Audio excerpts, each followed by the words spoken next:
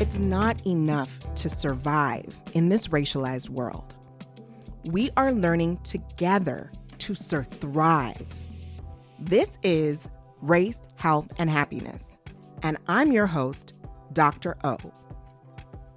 When you work or study in racist spaces, it is toxic.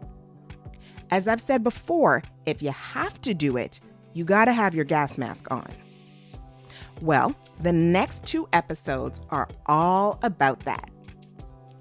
We're gonna be talking about the protective factors we can use that can serve as our armor so we can thrive in these types of spaces.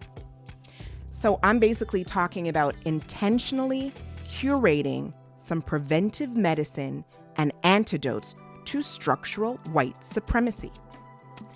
In part 1, I speak to Professor Nouman Ashraf, an EDI leader at the Rotman School of Business at the University of Toronto, who is of South Asian descent. He grew up in an environment that would have been tough or traumatic for some people, but his parents made sure it was not the case. I will break it down so you come away with some practical things you can do in your own life that are protective.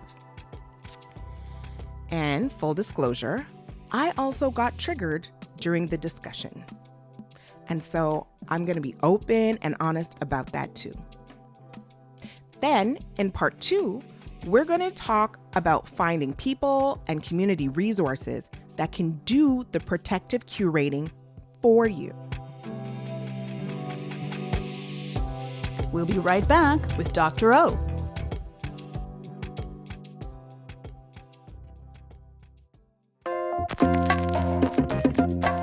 The Race, Health, and Happiness podcast is brought to you through the generous sponsorship of United Way Greater Toronto, with help from Toronto Metropolitan University, and with support from subscribers and listeners like you. Donate today at patreon.com/racehealthhappy. We are learning together to thrive. Thank you for your support.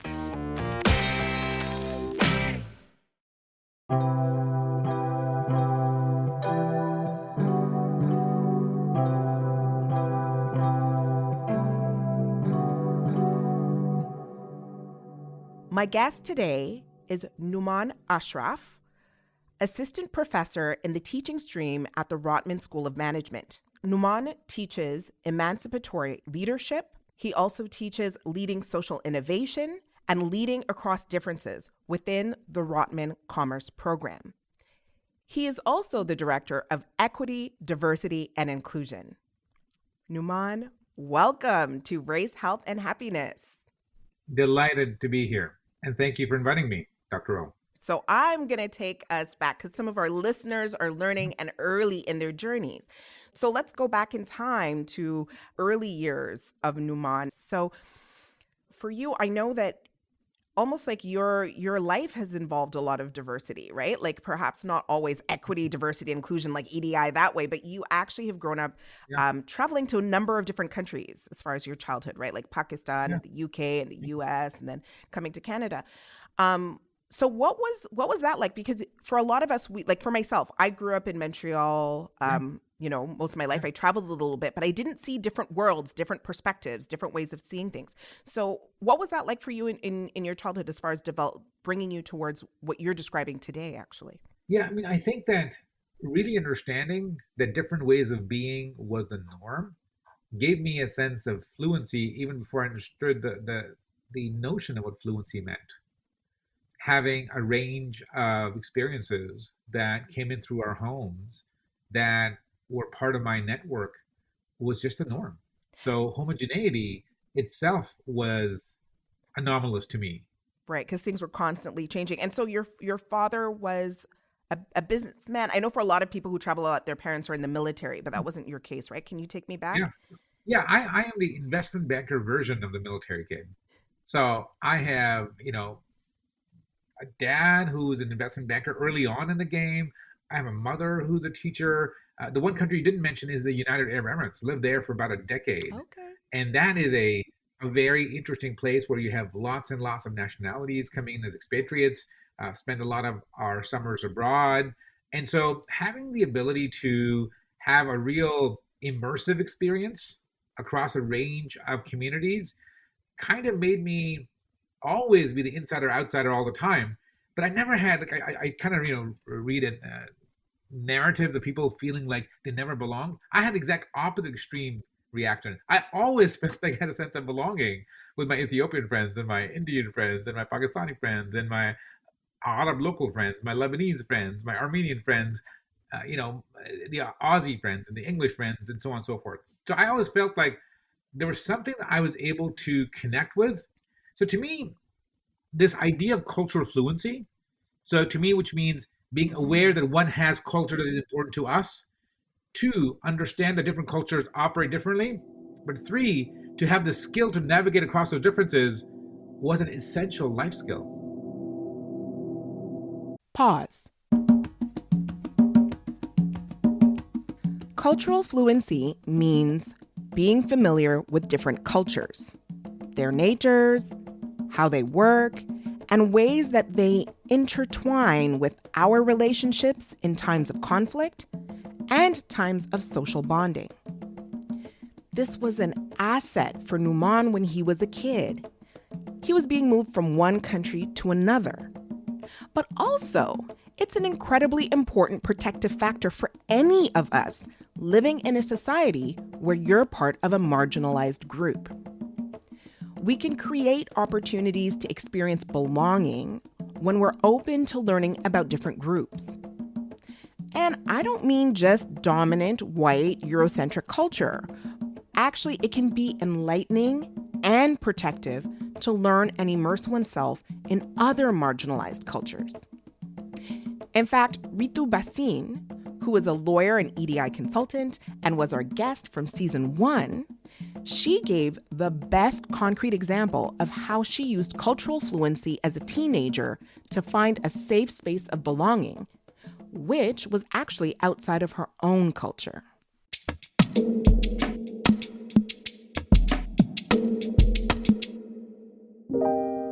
Actually, in high school, the community of color that was the most populous for me were the West Indians and the Caribbeans, and they took me in. And it's making me emotional. I felt belonging with other cultural communities. Now, I knew I wasn't Black. Mm-hmm. I knew that I was a friend and a guest in a community that had invited me in, that was taking me in. And it felt beautiful. And because I felt understood and seen.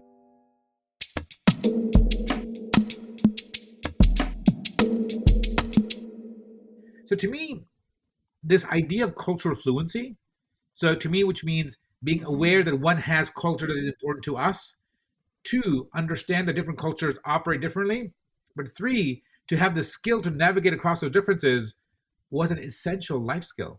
That definitely makes sense for a kid who's traveling to different countries, ending up in different spaces, different languages, having to make friends. Cultural fluency becomes vital for your survival and for your wellness, right? Like you, as you said, you were fortunate enough to fit in wherever you went, but it was probably in using that skill set and finding common points. Now, what I'm curious about, because again, I grew up like really in one space, although a multicultural family, is I do hear people talk about where they've lived in different environments and been either part of the dominant group or not experienced that much racism or the flavor that is here. So they might have grown up in the Caribbean where there is racism, but it's not the same as here.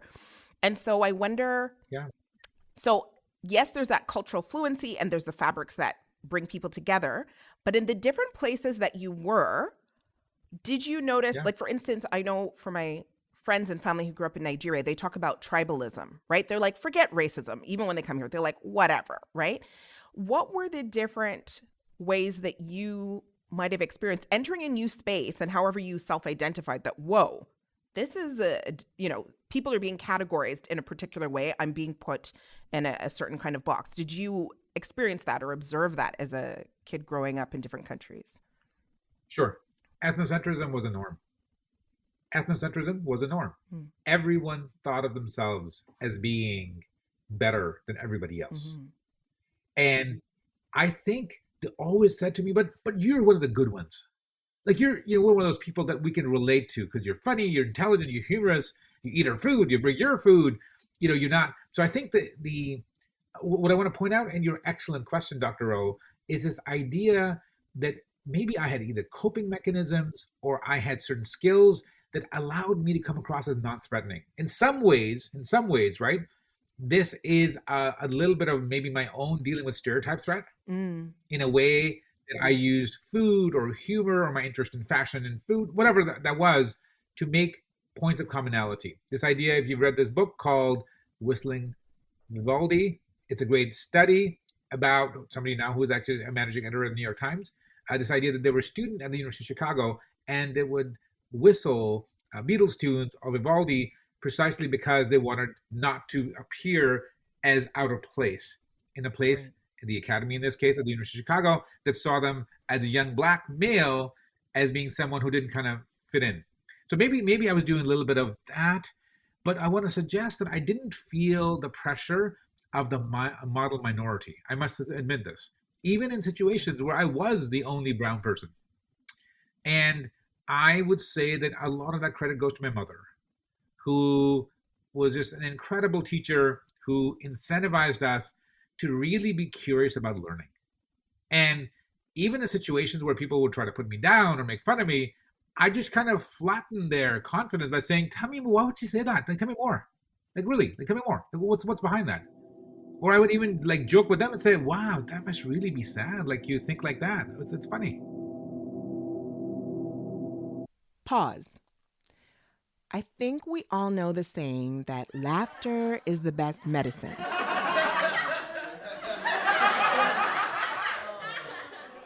I don't know about all that. But I think our intuitive intuitive wisdom tells us that it can sometimes help us get through really stressful situations, or at least help us in the healing process. Interestingly, studies show that it's a double-edged sword. Humor, depending on how it's used, can act for or against an individual's mental health. But when used wisely, it can in fact be a protective factor. In season 1, Dr. Akwatu Kenti, who is a professor and community researcher, spoke about his use of humor and how it was protective for him in his career, as he had to manage the stress of being a taxi driver and a single father in Canada, to eventually becoming a professor with a focus on Black mental health.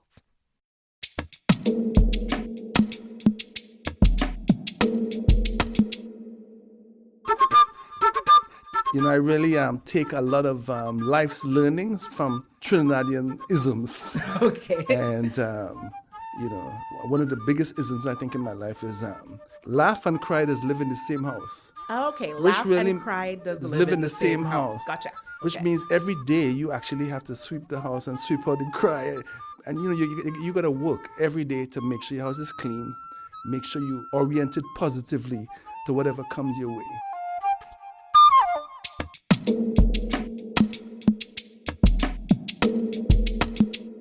And even in situations where people would try to put me down or make fun of me, I just kind of flattened their confidence by saying, "Tell me, why would you say that? Like, tell me more. Like, really? Like, tell me more. Like, what's behind that?" Or I would even like joke with them and say, "Wow, that must really be sad. Like, you think like that. It's funny." Right? But then say, not funny, haha, which is what you want to be, but funny, peculiar that you think like that. And they would just not be expecting this. Exactly. So challenging that. Yeah, but I also want to tell you one more thing. I went through my education really quickly. I got into university before I was 15. So I always had this ability to be ahead of the curve in some ways and to challenge people who were supposed to be older and wiser about how silly some of their things were. I see. So, I mean, right there, you've given quite a few coping mechanisms of using humor, using charisma. Some of it was, like you said, you were thinking about, so stereotype threat, you mentioned stereotype threat, and not everybody would be familiar with that, but it's being aware of the stereotypes about your group and Right. being conscious of that such that you are usually trying to overcome them. So I'd say for, as let's say as a woman, the stereotype that women are less good at math. So it becomes a threat, like you're thinking about it and actually can affect performance. It's usually associated with poor performance, but there are situations where it makes people actually perform better, but oftentimes it creates an extra stress. So you're aware of it and you're just taking actions preemptively actually to overcome it.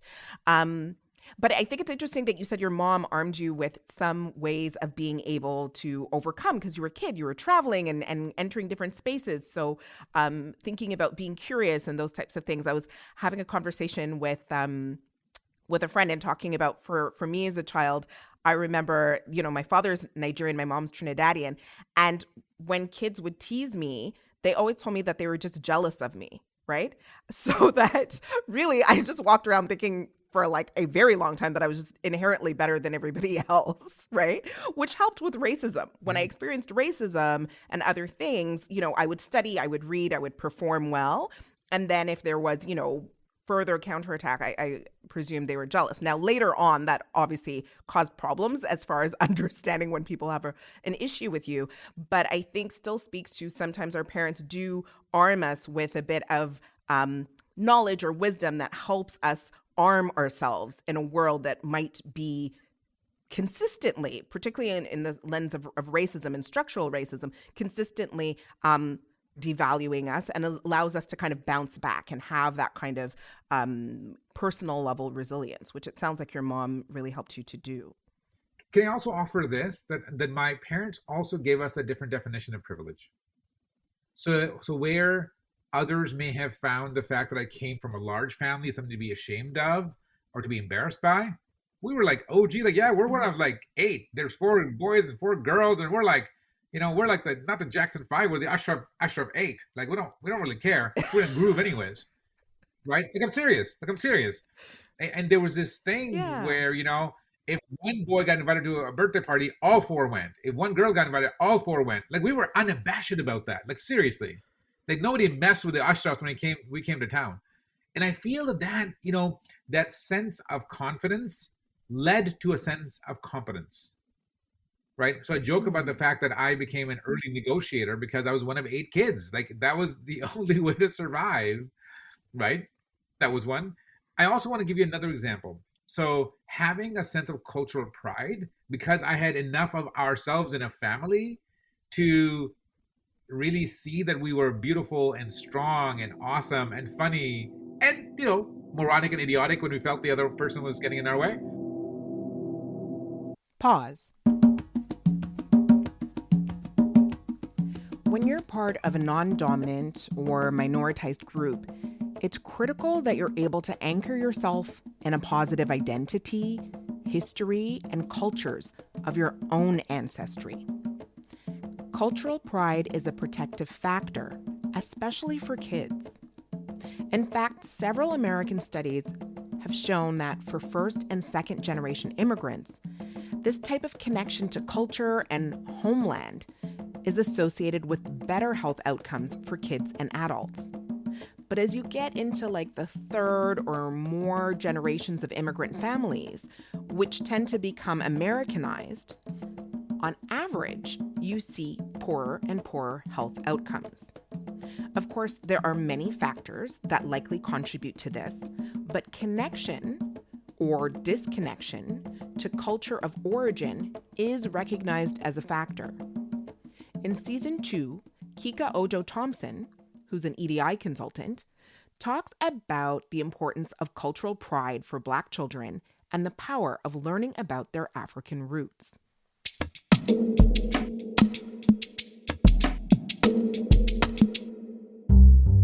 I'll never forget, when I was a high school teacher, I asked these grade 12, academic stream grade 12 class, what that equation was about. White equals progressive, Black equals barbaric. And they told me that it goes back to Africa, and that Africa is a desert, and that they spend all of their time looking for food, but that there was plenty of food in Europe, so they had time for progress like physics, math, and science. So I debunked, okay? So I asked the very obvious question, who built the pyramids? They look like me, so we went from there. But we spent 2 weeks on Africa, so they came to understand everything from the snow-capped mountains to the cities that rival New York. I did the full thing. I took care of it. After that 2 weeks, I said to them, you all were very confident when we first started this conversation, right? Tell me, like, where did you get this all from? And they said, World Vision.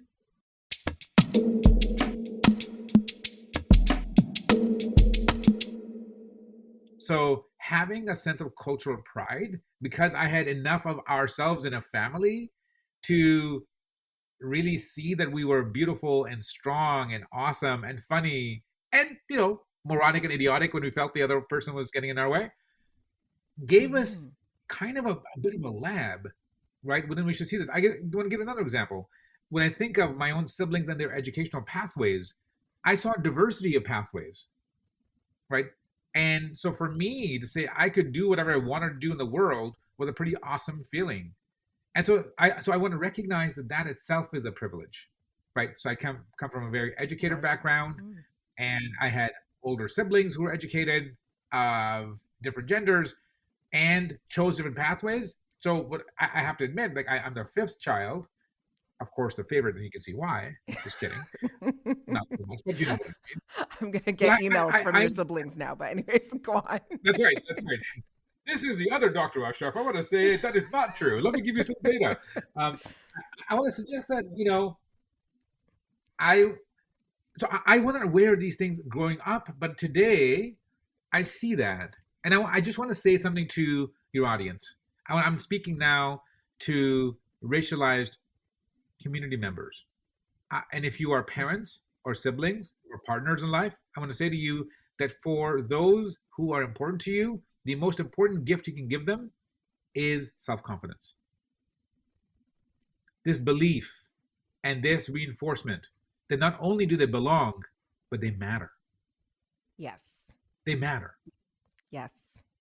And I think they matter in their most audacious way, in the most beautiful and challenging way. To me, valuing difference isn't simply about the 3 C's of the cuisine, the clothing, and the celebrations. It's also celebrating their pain. It's also celebrating their struggles. It's also celebrating their challenges. And I think that really matters. Like my ability to be a single dad in a situation gives me strength. My kids are my OG supporters. They really are. They actually know right now as I'm recording this thing, they're so proud of me to be with a superstar like Dr. O in this conversation. And I'm serious. And they're like, what? You actually know Dr. Norum? Yeah. So I want to say this, that, all of us can sometimes be made to believe that our capital is only measured by the dominant culture's capital. That's just BS. And of course, by that, I mean bold statement. We can have our own metrics. BS is bold statement. Okay. I'll take that. Go on. Yes. We can have our own metrics. And in fact, I think that I want to talk about our own metrics a little bit. That, I never once asked my children, who I'm so proud of, about how well they're doing in school. That's not my metric. The 4.0 or A plus is not my metric. My metric is, are they making their ideas count? Are they insisting on feeling heard? Are they bringing in their own experiences to the fore? And then, my own metric is, am I showing up for them in ways that is helpful to them? I think that's a beautiful thing. And I think, on the show, we've been talking about kids more and more because we have to think about how our own childhoods and how we impact young people, because that does make a difference in feeling that you matter. And I think our society has put so much emphasis, like you said, on the grades. Now, it's not to say grades aren't important. That's part of why we're here and we're academics. But making that your only piece, when I meet with my students or I meet with people who are interested in a job and I'm like, tell me about yourself. And they just start to tell me where they went to school. And I'm like, no, tell me about yourself as a human being. And then people pause and they're like, oh my God. So first of all, they're like, oh my God, you're asking me about myself as a human being. Thank you. And then they don't know what to say because nobody asks.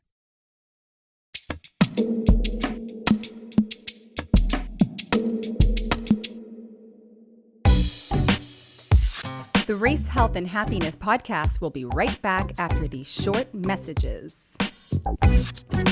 Yeah.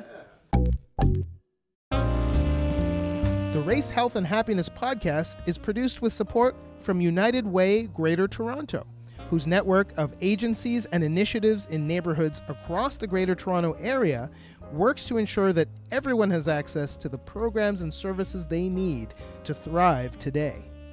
United Way is mobilizing to tackle the unignorable issues linked to poverty.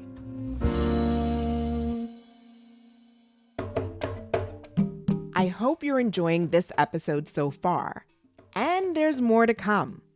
This podcast is made possible by our sponsors and partners, but we need your help too.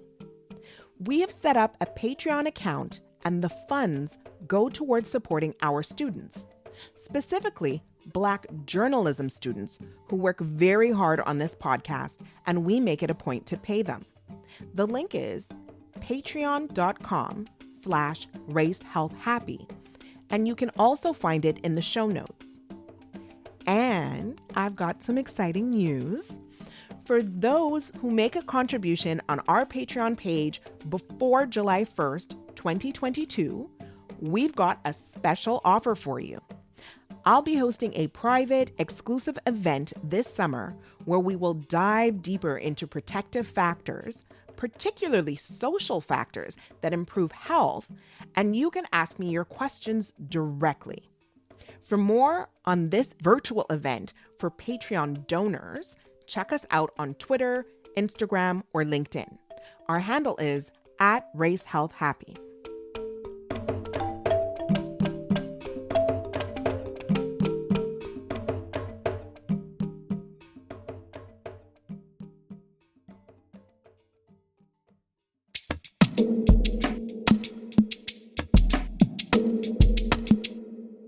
So some of what you've described is how we arm ourselves, but we usually learn how to arm ourselves because of challenges that we've experienced. Yeah. So I want to ask about when you moved to Toronto. How old were you when you moved to Toronto? I moved here in 1991. I was 18 years old. Okay, so you're 18. So by then, you've developed all of these different, as you describe them, you could call them coping mechanisms or ways of adapting or acculturating, all of that. But I want to know, did you have a moment, and you could choose one where in an interpersonal experience of racism, you were like, oh, wow, I've just been put into a category and I didn't see it coming? Or an understanding of structural racism in this country? Yeah. So you can choose either, or you could speak to both, but, a time where you really had to recalibrate because Toronto or Canada had a different flavor for you than, what you had experienced in other countries. So I was coming to Canada from the United States. So I moved here from the Midwest. And the thing about Toronto, and I must say that, the experience that I have at Toronto, first in the summer of 1990. So first I moved to Montreal, believe it or not, Onye. I was first in Montreal, then moved to Toronto. Yeah. So I'm a Habs fan for that reason, because that's how I learned my hockey. Okay. I want to suggest to you that the most accurate description that I experienced of Toronto in the summer of 1991 was that from the late great actor Peter Ustinov, who said that Toronto is like New York run by the Swiss. Right? Okay. So it's cleaner, it's more meticulous, but also our stuff is better hidden, including our racism, including our xenophobia, including our class system. And I want to say to you, I felt lost actually as a transfer student at the University of Toronto. And I want to share with you a particular example of privilege that I experienced. I was a student at St. Michael's College. Back in the day, you had to register in person at St. Michael's College, which is one of the colleges within the University of Toronto, undergraduate.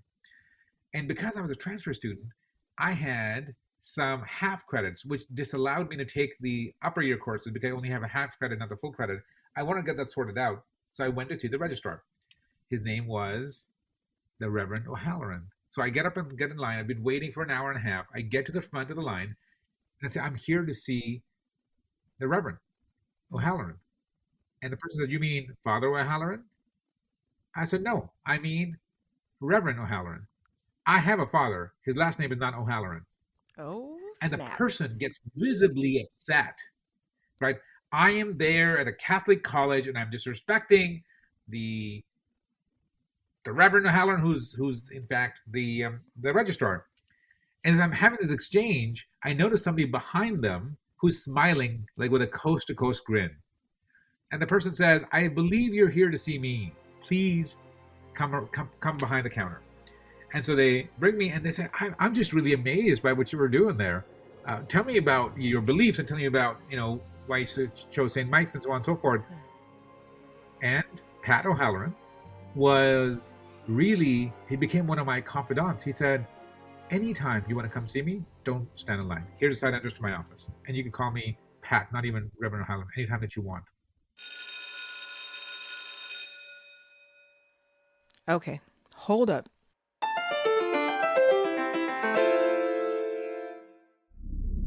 You know what? This is not even a pause. This story triggered me, and I need to take a moment. So we're going to call this a mindful moment. So why did this story trigger me? It's a happy story, but it's also a reminder of the type of treatment that I do not get as a Black woman when I'm assertive. I actually told our producer, Dr. Carl, to remove this part because I thought it may trigger others who were like me. But I decided to keep it in because I want you to walk with me through how I process my pain to purpose. My therapist says you cannot be triggered unless you are fully loaded. Let me say it again. You cannot be triggered unless you are fully loaded. So when I feel triggered, whenever I can, I like to take a minute and go and meditate. I sit by the stream in my mind where I can see all of my thoughts and feelings flow. Why did this story cause me pain? Because I have gotten punished severely for being outspoken, assertive, or even just being confident.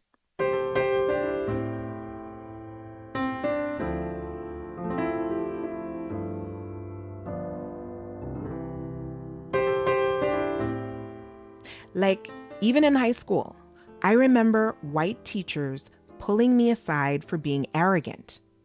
One even swearing at me quietly as he was towering over me outside the classroom. In university, I even remember one of my biology professors who I challenged for marking me lower on a test than my blue-eyed blonde classmate who had a similar answer to mine. And she looked me straight in the eye and told me I'd never get into medical school. No one sees my assertiveness as charming or endearing or says that I can jump the line. No.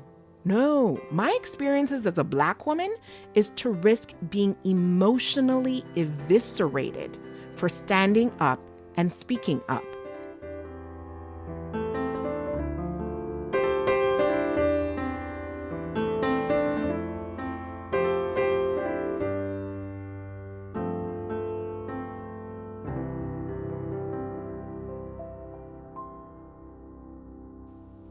Now, when I was younger, I could spit fire back. In fact, those teachers didn't even shake me.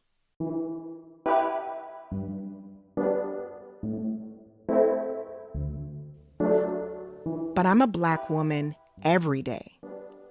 It takes a toll.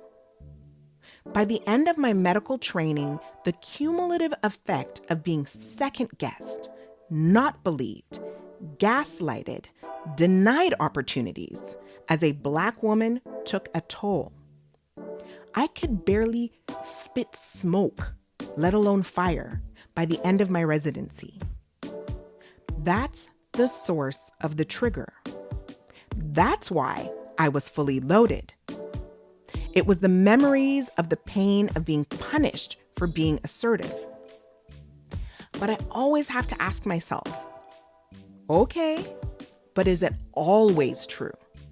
This is really important when we find ourselves stuck in a negative space that's keeping us back, when we think people never do this or people always do this and we're stuck. So I take myself out of that and I say, okay, but is it always true? And so actually, I've been punished a lot for speaking up. But when I sit in that stream in my mind, I can also see some exceptions. Now, my superpower is my voice. And although so many people tried to suppress it for so long, there were those who encouraged me. There was a moment in my life where my fire, my superpower, was nearly extinguished. But I am that fire-breathing dragon, and there were those who encouraged me to channel that energy into community work and advocacy, which is what I do today. I'm telling you my story because I know as you are listening to this, that if you think way back to your childhood, maybe you were a dragon, and this society made you feel like a tiny lizard, or you were a lion, a lioness, and now reduced to feeling like a domesticated cat. Remember who you are. Remember your superpower. Understand the game board you are playing on, and find the preventive medicines and whatever protective factors you need to heal and awaken your inner dragon. That's why you're here. And that's the kind of mind exercise you can do when you're triggered. You need to understand the trigger, then recenter, and find safety in yourself.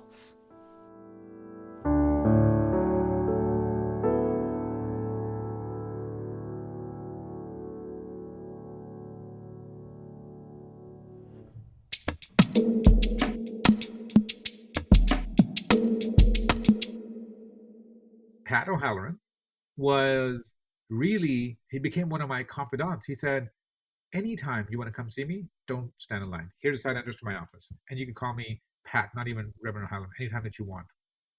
So why do I say this? I think that institutional privilege, faith-based privilege, is something we don't often talk about. So in that instance, I wouldn't put down because I was non-white, but I was being challenged because I was non-dominant. Right? I didn't agree with the status quo definition of an honorific title that I didn't believe in, period. It made no sense to me. And I wasn't, in my mind, being disrespectful, nor the other way in the mind of the one on whose behalf people were getting morally indignant. So I say this to people. To me, moral indignation is nothing more than a temper tantrum with a halo. Like, just chill out.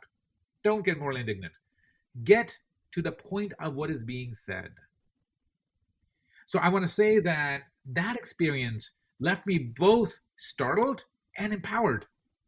And I don't know if I've been lucky this way or not, but I want to say to you that I take the time to do some internal work, because I think back to my earliest memories, I've been taught to love myself. Right? I want to suggest that James Baldwin is absolutely right when he says love allows us to tear off the mask that we feel that we cannot live without, but we know we cannot live within. This idea of wearing masks that make us more palatable to the dominant way of being in the world, those masks are suffocating. I think we need to take off these masks. But to be able to do that, we have to have sufficient belief that what is underneath, which is our personal selves, is beautiful and worthy of love. I have had the privilege, and I want to say this on the record, of having been loved, of having two amazing individuals in my life, my parents. And I was able to make a connection early on that the point of origin of my beauty is those two beautiful people. I have never been made to feel lacking in any dimension by them. And then I said to myself, look, they know me up close and personal. And if they've never put me down, who the heck has a right to put me down?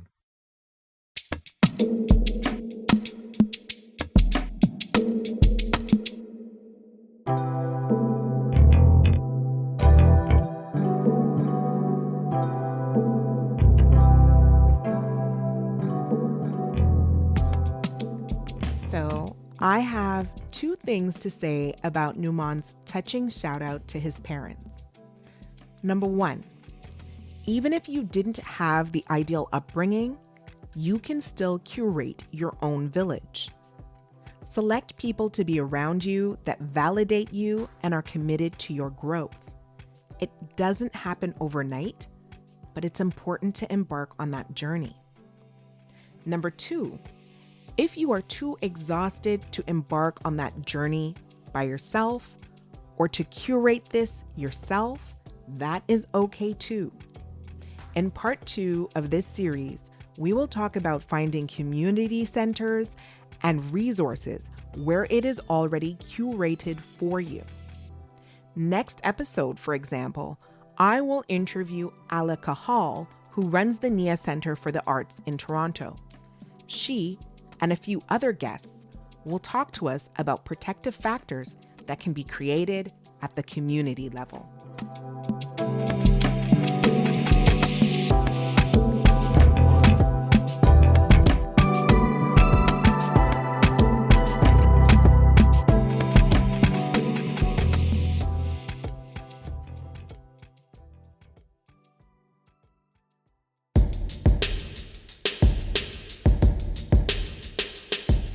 The Race, Health, and Happiness podcast was created by Dr. Onye, and she's our host. The show is produced, edited, and engineered by yours truly, Dr. Carl Cabasel. Our technical producer is Obadiah George. Our showrunner is Cam, and JL Joseph is associate producer. Promotions coordinator is Jordan Gibson. Social media coordinator is Efwa Mfojo. And Javiera Violeta Duran Quieres is our logistics coordinator. Awit Siem is our business manager, and Tamika E. Latibaudiere is our research consultant. Additional support from Latoya Powell, our special production consultant, and additional voice work by Darrell Carpentier. The RHH theme song is composed and performed by Gold Keys, and graphic design is by Veronica Ng. Do you have questions, feedback, ideas to share? We would love to hear from you. You can connect with us on Instagram and Twitter at RaceHealth&Happy, and check out the show notes for research that was referenced in this episode, as well as other bonus material. Our website is RaceHealth&Happiness.com. Thank you for listening to Race, Health, and Happiness, and please subscribe to us anywhere you get your favorite podcasts. I'm Dr. Carl Cabasel, and we'll talk with you soon.